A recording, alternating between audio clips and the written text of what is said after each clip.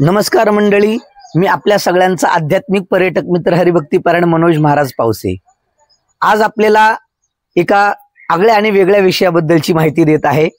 नुकताच श्रावण महिना सुरू झालेला आहे। उद्या प्रथम श्रावणी सोमवार या ठिकाणी येणार आहे। तर या श्रावण महिन्यामध्ये आपण प्राधान्याने भगवान भोलेनाथांच्या मंदिरामध्ये पूजा अर्चनासाठी दर्शनासाठी या ठिकाणी जातो। एक शास्त्रोक्त पद्धतीने धर्मशास्त्राला अपेक्षित असलेल्या धर्मशास्त्राचे सिद्धांत आणि नियमाला अनुसरून एका यथार्थ पद्धतीने भगवान भोलेनाथांच्या मंदिरामध्ये दर्शनासाठी कसं जावं, कशी त्याची आपली एक जाण्याची पद्धती असावी याबद्दलचा ओहापोह संक्षिप्त पद्धतीने मी या व्हिडिओमध्ये मांडत आहे। मंडळी, श्रावण महिना नुकताच सुरू झालेला आहे। दर्शनाला जाण्याच्या अगोदर आपण भगवान भोलेनाथांची श्रावण महिन्यामध्ये प्राधान्याने भक्ती का करतो याबद्दलची थोडी माहिती मी आपल्याला या ठिकाणी सांगतो की हे पहा, मानवी शरीर हे पंचमहाभूताचं बनलेलं आहे। पृथ्वी, अग्नी, तेज, वायू आणि आकाश। यामध्ये वायू नावाचा आपला जो काही विकार आहे हा श्रावण महिन्यामध्ये वातावरणामध्ये एक गारवा निर्माण झालेला असतो आणि वातावरणातल्या निर्माण झालेल्या गारव्यामुळे वायू तत्व हे प्रबल या महिन्यामध्ये होतं आणि मानवी शरीराची प्रकृती ही वात, पित्त आणि कफ या तीन पद्धतीने बनलेली आहे।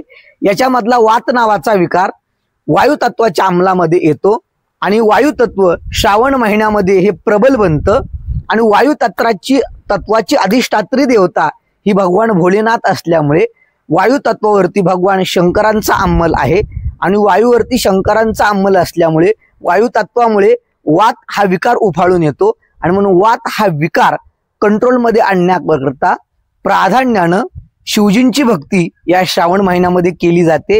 हे एक विज्ञाननिष्ठ अशा पद्धतीचं याचं कारण आहे आणि श्रावण महिना ही हिंदू धर्मामध्ये पवित्र अशा पद्धतीचा महिना मानला जातो। तसं तर गीतेमध्ये मासानाम मार्गशीर्षम भगवंतांना आपली विभूती सांगत असताना सांगितले, परंतु एक समाज मानसिकता अशी आहे की व्रत वैकल्य आणि पूजा विधी एक पॉझिटिव्ह एनर्जी या श्रावण महिन्यामध्ये समाजाला खऱ्या अर्थानं मिळत असते। म्हणून पवित्र अशा पद्धतीचा मानला जाणारा हा श्रावण महिना आणि या श्रावण महिन्यामध्ये आपण भगवान भोलेनाथांच्या दर्शनाकरता, पूजा करता, अभिषेका करता या ठिकाणी येतो। तर एक यथार्थ पद्धतीने भगवान भोलेनाथांचं दर्शन कसं घ्यावं हे मी शास्त्रोक्त पद्धतीने आपल्याला या ठिकाणी सांगत आहे। तर व्हिडिओ शेवटपर्यंत पहा। कट कर।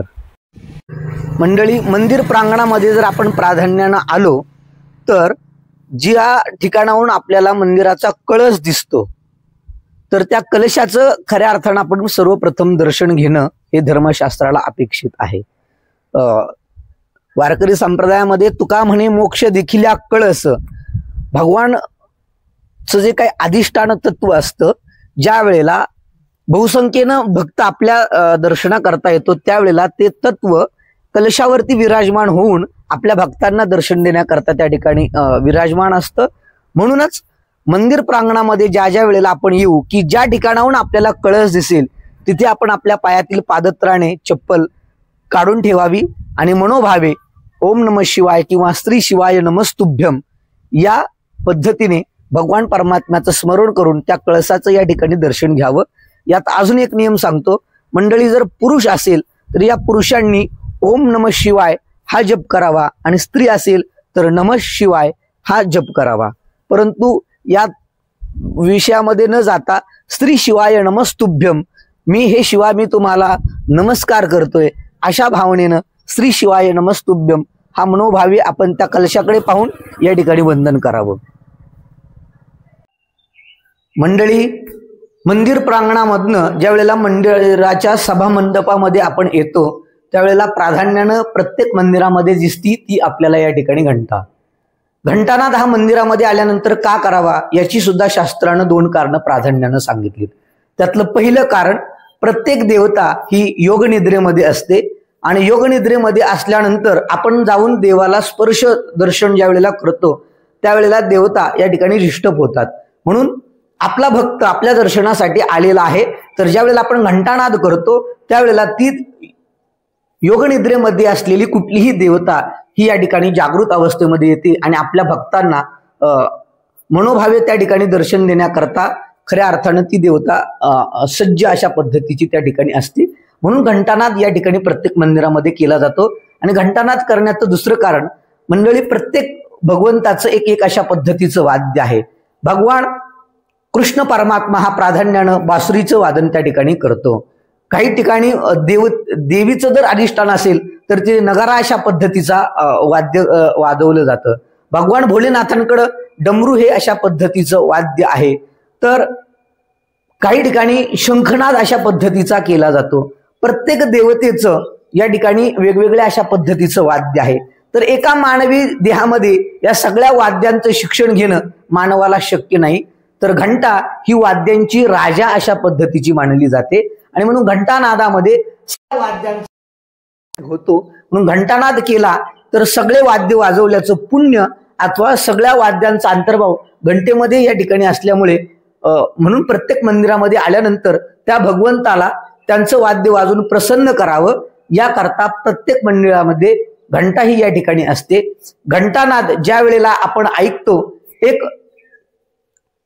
पॉझिटिव्ह अशा पद्धतीची एनर्जी सुद्धा या घंटानादामधनं क्रिएट होत असते की घंटानाद जितका दूरवर अशा पद्धतीचा त्या ठिकाणी जाईल तिथपर्यंतच्या वातावरणामध्ये एकदम प्रसन्नता अशा पद्धतीची या घंटानादामधून या ठिकाणी होते. म्हणून घंटानाद मंदिरामध्ये आल्यानंतर आपण करावा.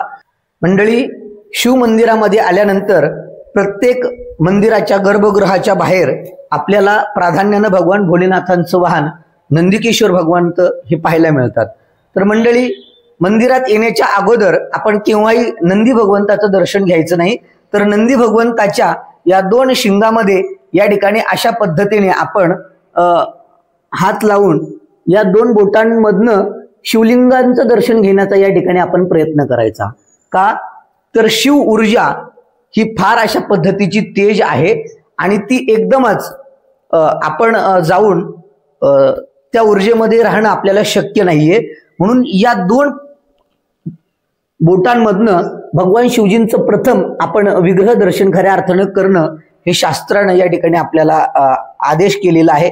त्या पद्धतीने मंदिरामध्ये आल्यानंतर अशा पद्धतीची मुद्रा करायची आहे आणि या मुद्रेतनं भगवान भोलेनाथांचं दर्शन या ठिकाणाहून प्रथम आपण या ठिकाणी करायचे. नंदिकेश्वर दर्शन त्यानंतर लगेच करायचं नाहीये. फक्त नंदीच्या माध्यमातून प्रथम दर्शन शिव विग्रहाचं या ठिकाणी आपण करायचे. मंडळी, ज्या वेळेला आपण भगवान भोलेनाथांच्या मंदिरामध्ये या ठिकाणी येतो त्यावेळेला ज्यावेळेला आपण सभा मंडपामधनं गर्भगृहामध्ये करतो त्यावेळेला वरच्या बाजूला स्थापना असते ती गणेश भगवंताची आणि खालच्या बाजूला स्थापना असते ती मणिभद्राची. आता हे मानवनिर्मित अशा पद्धतीचं मंदिर असल्यामुळे या ठिकाणी मणिभद्राची स्थापना नाही. परंतु जर आपण पांडवकालीन कुठल्याही पद्धतीच्या मंदिरामध्ये भगवान भोलेनाथांचे जर गेलात तर गर्भगृहामध्ये प्रवेश करत असताना खालच्या बाजूला एक दैत्याचं चित्र आपल्याला त्या ठिकाणी पाहायला मिळते. भगवान शंकरांचे ते या ठिकाणी मणिभद्र हे सेवक दैत्य रूपामधले ते सेवक आहेत. ज्या वेळेला आपण दर्शन करून परत एकदा सभा मंडपामध्ये येऊन बसतो त्यावेळेला मणिभद्राच्या समोर खऱ्या अर्थानं आपली दृष्टी मणिभद्राकडे असावी आणि मणिभद्रांची दृष्टी आपल्यावरती असावी. भक्तांच्या सर्व कामना पूर्ण करण्याकरता मनोकामना पूर्ण करण्याकरता या ठिकाणी मणिभद्राची त्या ठिकाणी भगवान भोलेनाथांनी रचना केलेली आहे. त्याची नियुक्ती या ठिकाणी केलेली आहे. म्हणून ज्यावेळेला आपण रिटर्न येतो जाताना गणेशजी दर्शन आहे. मंदिरामध्ये आल्यानंतर परत क्रम लक्षामध्ये घ्या. मंदिर प्रांगणामध्ये आल्यानंतर सर्वप्रथम दर्शन आहे कलशाचं. नंतर घंटानाद करायचा आहे. घंटानाद करून ज्या वेळेला आपण भगवान नंदिकेश्वराजवळ येईल त्यावेळेला एक विशिष्ट पद्धतीची मुद्रा करून त्या मुद्रेतनं भगवान शिवजींच्या विग्रहाचं दर्शन आहे. पुढे आल्यानंतर कुर्म दर्शन आहे. कुर्म दर्शनानंतर भगवान गणेशजींचं दर्शन आहे आणि गणेशजींचं दर्शन झाल्यानंतर आपण खऱ्या अर्थानं आपला उजवा पाय गर्भगृहामध्ये सर्वप्रथम या ठिकाणी टाकून गर्भगृहामध्ये प्रवेश करावा.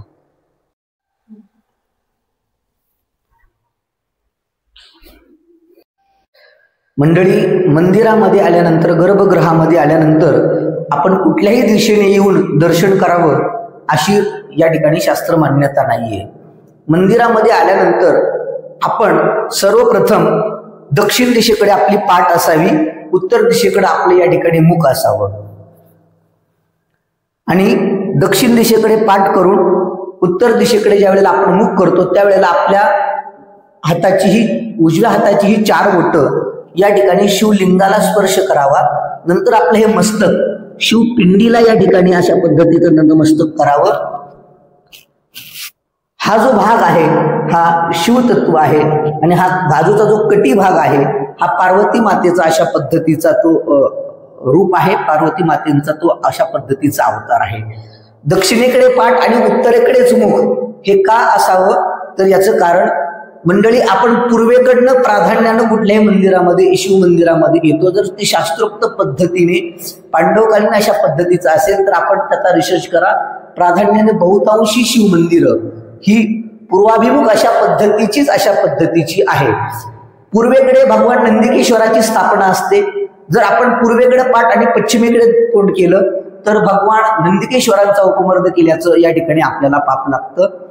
यानंतर शास्त्रोक्त पद्धतीने जे मंदिर स्थापना केलेली असते तर त्याच्या पूर्वेकडे तोंड करून जगदंबा पार्वती मातेची समोरच्या बाजूला त्या ठिकाणी स्थापना केलेली असते। म्हणून जर आपण पश्चिमेकडे जर गेलो आणि पश्चिमेकडे जाऊन पूर्वेकडे तोंड आणि पश्चिमेकडे जर पाठ केली तर पार्वती मातेचा जगदंबेचा उपमर्द केल्याचं पातक त्या भक्ताला लागतं आणि पुढे जर जलाधारी अशा पद्धतीची असते की तिकडनं जाऊन उत्तरेकडे पाठ करून दक्षिणेकडे तोंड करून केव्हाही शिवदर्शन घ्यायचं नाही। म्हणून एक यथार्थ पद्धतीची जर दिशा आपल्याला जर विचारली तर ती यथार्थ पद्धतीची दिशा आहे दक्षिणेकडे पाठ करावी आणि उत्तरेकडे मुख करून आपण आपल्या गुडघ्यावरती बसावं। गुडघ्यावरती बसल्यानंतर बरेचसे लोक हात पसरतात आणि आपलं मस्तक लिंगाला लावतात, तर ती खऱ्या अर्थाने यथार्थ पद्धतीने लिंगाला फक्त स्पर्श करायचा आहे आणि मस्तक जे टेकवायचं आहे हे बाजूच्या या ठिकाणी या भागामध्ये अशा पद्धतीचं आपण मस्तक टेकवलं अशा पद्धतीचं जातं। त्यानंतर आपण वेगवेगळे उपचार पद्धती घेऊन या ठिकाणी भगवंताकडे येतो। श्रीमद भगवद्गीतेमध्ये भक्तानं देवाला काय द्यावं याबद्दल भगवान परमात्मा म्हणतात पत्रम पुष्पम फलम तोयम।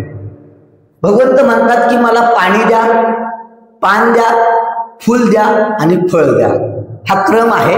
जर आपण सामान्य असू तर आपण आपल्याकडे कुठल्याही पद्धतीची पूजा पद्धती उपलब्ध नाही, सामान्य आपण जल अर्पित भगवंताला करू शकतो, नंतर भगवान भोलेनाथांना पान अर्पित करू शकतो, पुष्प अर्पित करू शकतो आणि फल अर्पित करू शकतो।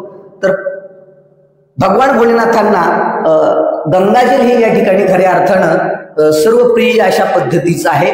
भगवान विष्णू परमात्म्याच्या चरणांगुष्ठापासून निर्माण झालेली गंगा भगवान भोलेनाथांनी भगीरथांच्या पूर्वजांच्या उद्धाराकरता आपल्या मस्तकामध्ये त्या ठिकाणी धारण केलेली आहे।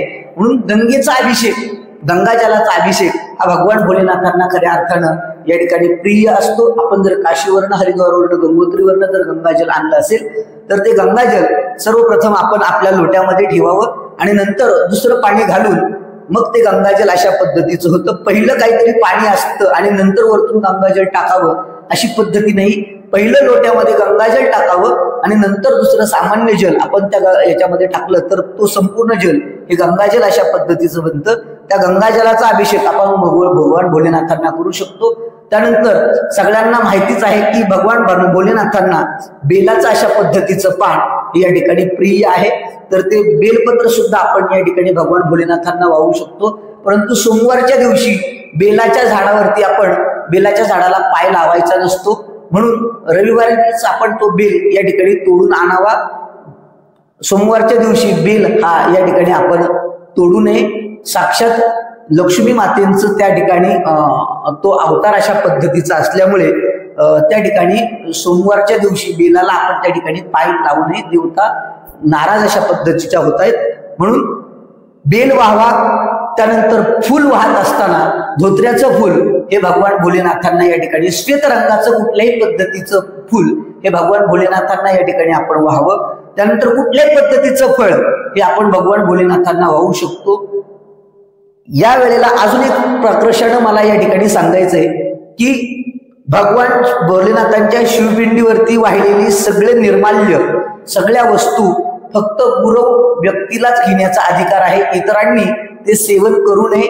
गुरव समाजाच्या व्यक्तींनीच प्राधान्यानं भगवान भोलेनाथांना वाहिलेलं समर्पित केलेलं जे काही असेल, वस्त्र असेल, फलं असतील, हे घेण्याचा अधिकार त्याच व्यक्तींना आहे। अर्थात अगदी कुणी सुवर्णपत्र सुद्धा जर या ठिकाणी, चांदीचं पान सुद्धा जर बेलाचं करून लोक या ठिकाणी भगवान भोलेनाथांना वाहतायत, म्हणून सामान्य वेगळ्या समाजाची माणसं जर पूजा करत असेल तर त्या समाजाला ते स्वीकारण्याचा अधिकार नाही।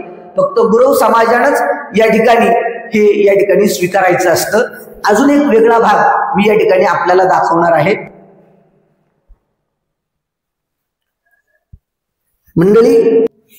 मंडळी हा जो उंचवट्याचा भाग आहे, ही भगवान भोलेनाथांची एक कन्या आहे, त्यांचं नाव आहे अशोक सुंदरी। ज्या कोणा युवकाचा विवाह प्रदीर्घ काळ लोटलेला आहे, बराच वेळ गेलाय तरी सुद्धा त्याचा विवाह झालेला नाही, अशा युवकानं या ठिकाणी येऊन अशोक सुंदरींना चंदन लेपन करून, हळदी कुंकू समर्पित करून, हळदी कुंकू शिवलिंगाला केव्हाही अशा पद्धतीचं लावायचं नसतं।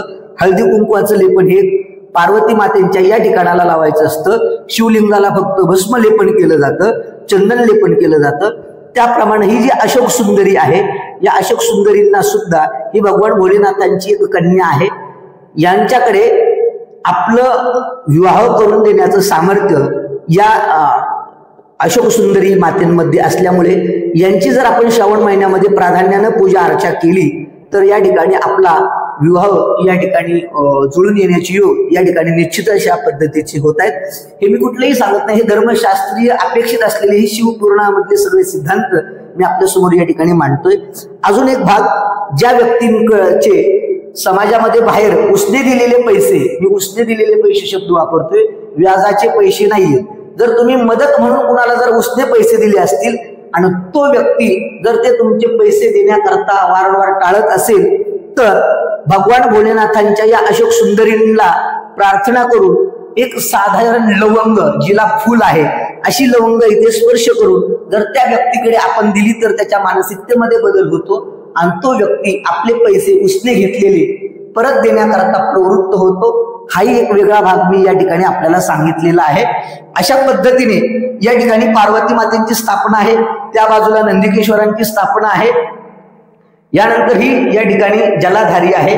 या ठिकाणी सुद्धा भगवान भोलेनाथांच्या 5 कन्या राहतात, जया, विषहरा, शाबरी, धुतली आणि देवा, हे त्या 5 कन्यांचा अशा पद्धतीचे नाव आहेत। ज्या माणसांना झोप येत नाही, निद्रानाश ज्यांचा होतो, या व्यक्तींनी या ठिकाणी येऊन याही जलाधारीचं या ठिकाणी जर आपण पूजन केलं तर त्या ठिकाणी आपलाही निद्रानाश या ठिकाणी दूर होतो। असे बरेच अशा पद्धतीचे शिव दर्शनाचे, शिव मंदिरामधल्या एकूण सगळ्या गोष्टींचे या ठिकाणी फायदे आहेत। या ठिकाणी त्रिशूळ आहे, त्रिशूळ हे भगवान भोलेनाथांचं शस्त्र आहे। सत्व, रज आणि तम 3 गुणांवरती भगवान भोलेनाथांचा अंकुश असल्यामुळे ते त्रिशूळ अशा पद्धतीचे आहे। हे डमरू हे भगवान भोलेनाथांचं वाद्य आहे। आहातनाद आणि अनाहातनाद हा या ठिकाणी भगवान भोलेनाथ या ठिकाणी करत असतात। आहातनाद किंवा करतात, अनाहातनाद किंवा करतात, फार विस्तारपूर्वक अशा पद्धतीचा तो विषय आहे। मी संक्षिप्त पद्धतीने भगवान भोलेनाथांच्या या एकूण श्रावण महिन्यामध्ये कशा पद्धतीने आपण पूजा करावी, कशा पद्धतीने आपण शिवदर्शन घ्यावं, या पद्धतीची माहिती आपल्याला या ठिकाणी सांगितलेली आहे। भगवान भोलेनाथांची प्राधान्यानं आपल्या हिंदुस्थानभर 12 ज्योतिर्लिंग या ठिकाणी आहेत। या 12ही ज्योतिर्लिंगांना पद्मावती यात्रा कंपनी वेगवेगळ्या टूर पॅकेज बनवून भक्तांना दर्शनाकरता घेऊन जात असते। तर मंडळी, आता आपलं दर्शन झालेलं आहे, आता आपल्याला परत ज्या वेळेला बाहेर पडायचे त्यावेळेला आपण पाठमोर न होता त्या ठिकाणी आपण अशाच पद्धतीने खऱ्या अर्थानं मंदिराच्या बाहेर पडलं पाहिजे की तो त्या विग्रहाचा उपमर्द होता कामा नये। बाहेर पडल्यानंतर मग खऱ्या अर्थानं आपण नंदिकेश्वर भगवंताचे या ठिकाणी दर्शन अशा पद्धतीचं घ्यावं। नंदिकेश्वराचं दर्शन घेतल्यानंतर नंदिकेश्वरांना हे वशिंड ज्याला म्हटलं जातं, या वशिंडाला सुद्धा आपण या ठिकाणी स्पर्श करायचा असतो। वशिंडाचंही या ठिकाणी आपण दर्शन करायचं असतं, कारण का इथे सुद्धा सूर्य भगवंताची सुद्धा स्थापना आहे। फार विस्तारपूर्वक अशा पद्धतीचा तो विषय आहे।